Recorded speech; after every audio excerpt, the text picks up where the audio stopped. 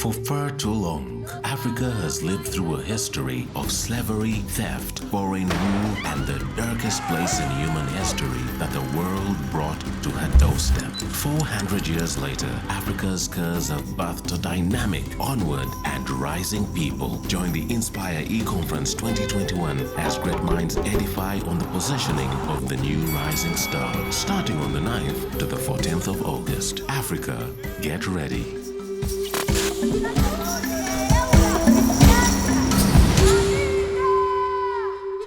So I'm going to take this pleasure to introduce our next panelist, our fourth panelist, and that is Dr. Paul Kasenene. Dr. Paul Kasenene is a medical doctor, certified functional medicine practitioner, specializing in nutrition, functional and lifestyle medicine, a wellness expert with a passion for helping people achieve optimal health and well-being through natural dietary and lifestyle methods. He specifically has a strong belief that superior nutrition can support your body to be well and heal itself of illness and disease without medicine.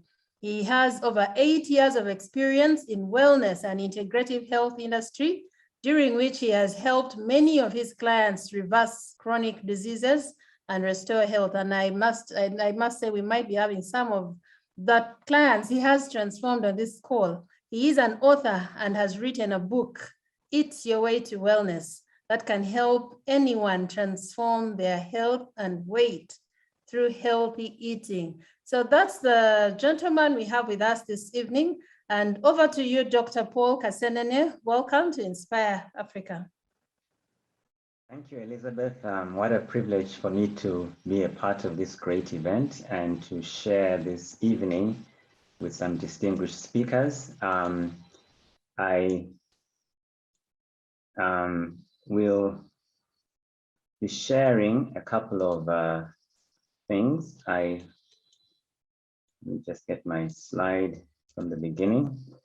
So, yeah, it's an honor for me to be here. I'm a medical doctor by training, and I'm really going to share about how we can actually be in charge of our health and make it really our greatest wealth.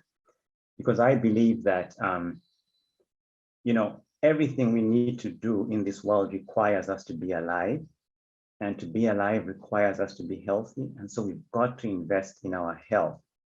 So I have a number of slides and I'll go quickly through them because of time, but they will be shared, so all of you will have a chance to access them.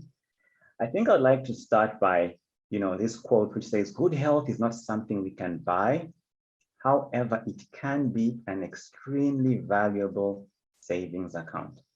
Now, this is so much relevant, especially in the time of COVID-19, where we began to realize that those who are healthier actually have the best chance of dipping into their savings account and actually being saved from the virus. And I think what is most important for me to say as we get started is that your best bet is to have a strong immunity and to be healthy. And that's what we'll talk about today. We must stay calm because, like Dr. Kasenene has just said, many of us are struggling with fear and anxiety, and that can really depress our immune system and affect the way we respond, especially to COVID-19. However, that aside, we live in a time which is very exciting. We are trying to transform Africa. This is time for Africa to be, you know, at the top of its game. We've got to be alive. Unfortunately, we are seeing unprecedented rises in what we call lifestyle or chronic diseases, like the ones I will just share: cancer, diabetes, high blood pressure, obesity, you know, people getting clots and heart attacks and stress and migraines and a whole range of chronic lifestyle diseases. Now, these may affect you directly or indirectly, but I do have some good news about these. The first is we can prevent all these diseases, but as we raise our level of awareness, it's important for us to understand that these conditions don't have symptoms sometimes in early stages. And so it's sometimes more important for us not to judge our health purely by the way we feel. And we should also appreciate that we cannot buy health. There are no spare parts. So we've got to do everything in our power to take control of these conditions. Now, Dr. Musinguzi shared a similar slide. What I would like to just emphasize here is that a lot of us today focus on disease when we should be focusing on health. It's more important to focus on what makes us healthy, what prevents disease, than focusing on the disease itself. And so I would like us to appreciate that the root cause of most of our problems is where we should focus. First, poor diet. Second, exposure to toxic substances, stress, lack of exercise, lack of sleep. These are the things that are the biggest determinants to our health. But I do want to say one thing that should really give you hope. Our genes, our genetics do not determine our health destiny. Our genes predispose us, but our lifestyle trigger these genes to determine how they will affect us. And so we've got to be confident that we can do things that will stimulate our health. Now, I believe health is really about the choices that we make every day. And I present here two choices that many of us have to, to decide on every day. So what would you choose in this situation? Would you choose the apple or the cake? Would you choose the exercise or lying on the couch? It's important for us to realize that these are the biggest determinants of our health. And Dr. Kasenene said something that I would like to kind of say in a different way. Many of us, especially Christians, sometimes are praying that we won't get sick. Sometimes we are claiming that we will not get sick, but it's not as simple as that. We've got to remember, like the Bible tells us in Galatians chapter 6, verse 7, that do not be deceived. God will not be mocked. A man reaps what he sows. So the choices you make are the things that will determine how healthy you are. And fortunately, there's lots of stuff we can do to take charge of our health. So I'm going to share with you 5 key things we can do right now. And these are just summaries, just to get you aware. But most of us already know many of these. So the first is we must remain hydrated. Good time for me to drink some water. It's very important, especially because the human body is 65 to 70% water. We cannot function well without water, and many health conditions, diabetes, hypertension, memory loss, even weight, are linked to the amount of water we drink. Everybody should aim to drink 2 liters of water a day, but more accurately, get your weight in kilograms, divide by 30. That's how much water you need in a day. So figure out how much you need and drink water throughout the day, not all at once. Look at the color of your urine to guide you on this journey. Secondly, we need to eat a healthy diet. Now, I'm going to share with you principles that will guide you. Sometimes the principles are not the most, appealing to us, but these are the ones that keep people healthy. The Bible tells us that the truth will set you free, but sometimes the truth makes us miserable. And so I really want us to take this in good heart and good faith and see what we can do to start taking charge of our health and investing in our health. So keep in mind that we are what we eat. So whatever you eat today, tomorrow is going to make up your brain, your heart, your immune system. And so what we eat is not just something innocent, it really makes up what we are. So the first principle, 90% of the food that we eat should come from real food. This is unprocessed, unrefined, organic food. And you know what? Africa is blessed with an abundance of real food. And so we should be eating from our soil what we have in abundance. We should avoid certain foods 90% of the time, starting with sugar. Sugar is linked to so many health problems. And I believe if sugar wasn't a part of our lives, we would have had such a different outcome with COVID-19, because sugar-related conditions are the ones that increase risk for disease. We've got to avoid refined grains. To help you understand this, maize is a whole grain, but posho is refined, and refining removes the fiber and the nutrients, and therefore leaves a carbohydrate-rich food that makes our sugar levels spike. So we've got to avoid the refined grains made from refined wheat, bread, chapati, mandazi, samosa, cakes, pasta, pizza. We've got to eat these in moderation. We've got to avoid and reduce consumption of processed foods like sausages and bacon, and anything that comes packed with additional chemicals. We've got to be careful with the oils that we use. Some are very bad for our health, especially the hydrogenated like margarine, and also some vegetable oils like sunflower, sunseed, corn oil. These are vegetable, but they're high in an inflammatory omega-6 fat. Foods made from these oils like deep fried chicken and deep fried chips and bread with margarine should be eaten in extreme moderation. Now I've included a slide with better oils just to help you understand what you can do better. So olive oil, avocado oil, simsim oil, almond oil, and even ghee and butter are better oils. Second principle, half of what we eat into our bodies should come from nutrient-generating, nutrient-rich fruits and vegetables. At breakfast, half of our food should be fruit. At other meals, 50% vegetables. So your plate should be structured something like this. Now I'm going to quickly take you through the vegetables and the fruits that have the biggest impact on our immune system and preventing lifestyle diseases. The first are cruciferous, such as broccoli, cabbage, cauliflower, sukuma wiki. Then green leafy vegetables, all the edible types in all our cultures. Allicin vegetables, this is the onions, the garlic, the leeks, very powerful, and not forgetting the mushrooms. Fruits are important for our health. They are high in energy, high in nutrients. Eat 4 servings a day. However, eat them whole, not as juice, and eat different colors. Focus this time on vitamin C rich fruits, the guava, the pawpaws, the pineapple, the mangoes. These are excellent for providing us nutrients to boost our immunity, especially with COVID-19. So how do we get this 50%? Look at this plate and think about how to structure. Half the food on this plate is vegetables, but there's also all these other slides that kind of illustrate how you can implement that. The third principle, and very important, is only 10% of our food should come from animal products, not more than that. Why? Because first of all, our digestive system is long, and so food takes 1 to 3 days to pass through, and animal foods ferment after about 12 to 24 hours. And so what this tends to happen in our colon and increases risk for colon cancer. So our digestive system is more designed for plants. But I would like us to also reflect on the first instruction that God gave man when he told them what to eat. This is what he said: I give you every seed-bearing plant on the face of the whole earth, and every tree that has fruit with seed in it, they will be yours for food.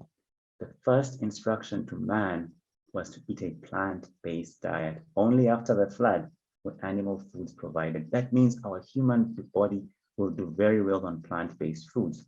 So how do we apply this? No more than 300 grams a week. An egg is 50 grams, a drumstick 100 grams. So pretty much 2 pieces of chicken and 2 eggs are sufficient. Try no more than 500 grams a week. Think of how much animal foods we are eating and think about this principle. Are we really doing the right things? Are we really investing in our health? The best types of animal foods are the white meats, the fish, the eggs, the chicken, and other types of white meat, together with bone broth and dairy products like ghee and yogurt, not milk. It's the dairy products. We must avoid the red meats, the beef, goat, sheep, and pork. Pork is actually red meat. And we must restrict or eliminate processed meats because processed meats contain compounds that cause cancer and make our children develop so rapidly that it increases the risk for them to develop cancer in their early 20s and 30s. And so we must avoid these. So 50% vegetables, 25% protein. Let's get them mostly from plant-based foods, okay? And we also need carbohydrates. Don't go on a low-carb diet. Just reduce the amount on your plates to 25%. Avoid this kind of serving where we put 8 to 7 types of carbohydrate on one plate, okay? Rather, we should just put only a quarter. Focus on foods like sweet potatoes, pumpkins, yams. These are high fiber starches, but only a quarter of your plate. And the orange ones are high in carotenoids, good for immunity. Other carbohydrate-rich foods which are okay are the whole grains. Remember, avoid the refined grains, more of the whole grains, best at breakfast because these are energy-rich foods. Oats, millet porridge, all our local grains, and maize. So I'm going to kind of stop here from this point of view because of time, but I'll ask you get a copy of my book, Eat Your Way to Wellness, where we discuss this in detail. I'll quickly talk about 3 other things that we can do to boost our health. The first of those is we need to exercise. We need to get up and move. Exercise is medicine. The same way you want to take a blood pressure pill is the same way we should be exercising. It should be a minimum of 3 hours a week. That's 1 hour thrice a week or 30 minutes 5 times a week. When you pass 40 years, you want to definitely introduce stretching into your exercise regimen. That's 5 minutes a day. And then always you have strength exercises, sit-ups, planks, and press-ups. Think about this. Those of us who think we have no time for exercise will sooner or later have to find time for illness. Then we've got to get adequate sleep. The body requires 7 to 8 hours of sleep. If you have COVID-19 and you're sick, get 8 to 10 hours. Best time to go to bed is round about now, 10 p.m. And then sleep for 7 hours. You cannot defy sleep. It's so important to our health. Please do not sacrifice your sleep because it will lead to many health challenges in the future. And aim to get 15 to 30 minutes each day for silence and quiet reflection. Lastly, emotional wellness tips. I won't go too much in this because many of the speakers have gone into this. But the first point I'd like to say is avoid excess information. Stay informed, but not overly informed. Then lead a healthy lifestyle, exercise, sleep, and eating foods rich in magnesium and omega-3 fatty acids are amazing for keeping our emotional wellness in a good space. Nutrients that support emotional wellness and anxiety. If you're feeling stressed out, look for ashwagandha, and kava root is great for calming the body. 5-HTP or serotonin, magnesium, and B vitamins really help to keep your body calm, especially if you're feeling the impacts of stress. Essential oils like lavender and chamomile help to relax the body. Please limit caffeine and alcohol. They are stimulants. And like Dr. Kasenene said, you need to know when to seek help. Last 2 slides, practice gratitude and forgiveness. The human being is not just body. You know, Jesus said, love with all your heart, soul, mind, and strength. So the human being has a body, a mind, a soul, and a heart. So we've got to nourish our mind as well to prevent disease because the mind follows the body.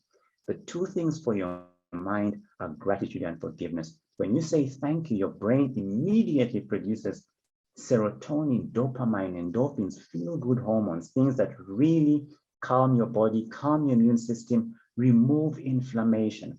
So let's spend 3 to 5 minutes each day in gratitude, and let's learn to forgive. Forgive doesn't necessarily mean forget, it means let go. A lot of autoimmune and cancer and even low immunity is linked to lack of forgiveness. And lastly, pray unceasingly. Lots of research shows that when we are in prayer mode, our mind calms down into theta mode that helps us to reduce anxiety, raise immunity, reduce inflammation, and promote longevity. The one thing we need in this time are these 4 things, and prayer will really help us with this. So as we conclude, remember your health is an investment, it's not an expense. Although if we don't invest in it, it will be an expense later on. Many people sacrifice health looking for wealth. But these same people, we've heard stories of many of them having to go on to sell their wealth to get back their health. Health is an investment.